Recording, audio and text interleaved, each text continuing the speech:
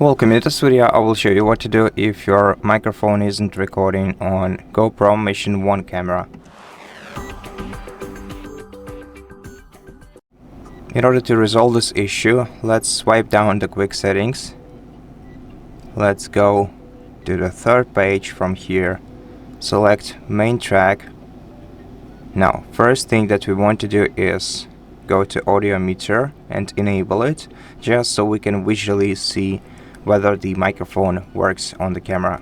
And if you can see that it's catching some sounds, then the thing that we have to do is go to gain and switch from GoPro or AGC to manual. Try adding a couple of additional decibels to increase the coverage for your camera's microphone.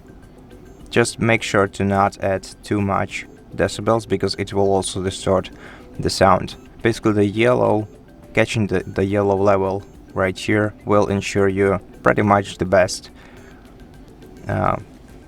microphone quality and voice capturing. And you can also disable limiting and see if it helps you. Then just return back to your camera main view and see whether your microphone is working properly now.